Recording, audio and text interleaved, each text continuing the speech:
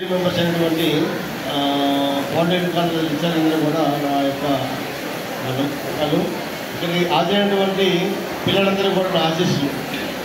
ముఖ్యంగా రాష్ట్ర ప్రభుత్వము అకాడమిక్ విద్యతో పాటు టెక్నికల్ విద్య కూడా పిల్లలకు అందిస్తే రేపు 10th క్లాస్ తర్వాత సమాజంలో తన కాళ్ళపై వాళ్ళు నిలబడి బతకడానికి అవసరమైనటువంటి కోర్సులు పెట్టడం జరిగింది. అవుట్డేటెడ్ కోర్సులు ఇంతకుముందు చెప్పారు సార్, వడ్రంగి పని అని, ఎంటకాల పని అని కొన్ని పనులు చెప్పడం జరిగింది. అవన్నీ కూడా తీసేసి కొత్తగా ఆటోమొబైల్, బైక్ మెకానిక్ కానీ, కార్ మెకానిక్ కానీ ప్రతి ఒక్కరు కూడా ఈరోజు ప్రతి ఇంటికి కూడా కారు కానీ బైక్ కానీ ఉంటుంది. ఖచ్చితంగా 1 year 6 months ఆడిన తర్వాత ప్రతి ఒక్క వస్తువు కూడా రిపేర్ చేసే అవకాశం వస్తుంది. కాబట్టి ఎవరైతే ఈ బైక్ మెకానిక్, కార్ మెకానిక్ నేర్చుకుంటారో వాళ్ళకి జీవనోపాధి జరగడానికి అవకాశం ఉంటుంది. తర్వాత cell phone mechanic. Cell phones ఈరోజు ఇంట్లో ప్రతి ఇంట్లో కూడా 5 ఫోన్లు తక్కువ లేకుండా ఉంటున్నాయి. ఆండ్రాయిడ్ ఫోన్స్ అని, మామూలు ఫోన్స్ అని, చాలా రకరకాల ఫోన్లు వచ్చేవి. ఆ ఫోన్లు మన దగ్గర కనీసం 1 year 1.5 year కన్నా లైఫ్ ఎక్కువ ఉండదు అనుకోండి. ఖచ్చితంగా రిపేర్ చేసుకుంటూ వస్తుంది అనుకోండి. ఆ సెల్ ఫోన్ రిపేర్ షాప్ పెట్టుకునే సరే అతని జీవితం లైఫ్ ఈజీగా గడపవచ్చు. కాబట్టి ఎవరైతే అకాడమిక్ ఎడ్యుకేషన్లో స్లో ఉంటారో ఈ టెక్నికల్ ఎడ్యుకేషన్లో వాళ్ళు కొంతమంది విద్యార్థులు చురుగ్గా పాల్గొంటారు. అంటే చదువులో కాకపోయినా ఆ టెక్నికల్ ఆస్పెక్ట్లో వాళ్ళు చాలా చురుకుంటారు.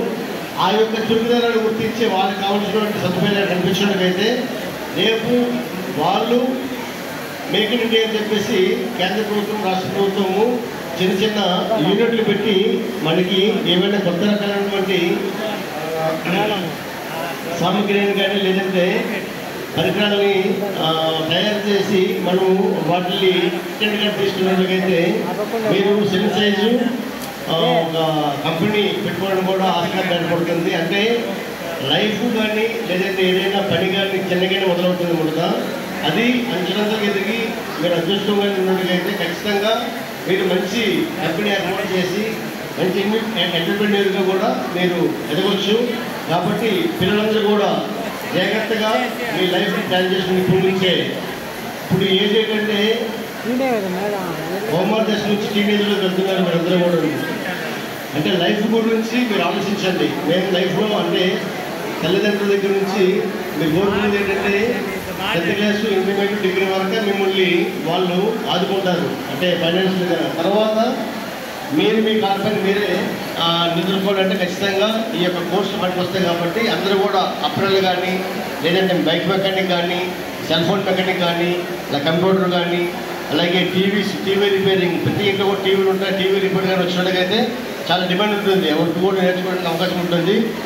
ముఖ్యంగా ఈరోజు నేను కొన్ని స్టాల్స్ తిరిగేటప్పుడు అప్రెల్ దీంట్లో రాష్ట్ర ప్రభుత్వము ప్రతి స్కూల్ కూడా అప్రెల్ దీంట్లో 5 స్పెషల్ 6 స్పెషల్ ఇవ్వడం జరిగింది.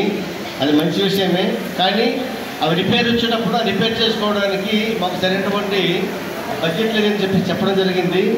దయచేసి ఇప్పుడు ఇదంతా కూడా మన సీఎం డైరెక్టర్ గారు చూస్తున్నారు. కాబట్టి ఆ రిపేర్ కంటే పాడైపోయిన ఏవైతే పరికరాలు ఉంటాయో ఆ పాడైపోయినట్లు కూడా బడ్జెట్ కేటాయించవలసిందిగా ఈ సందర్భంగా తెలియజేస్తున్నాను.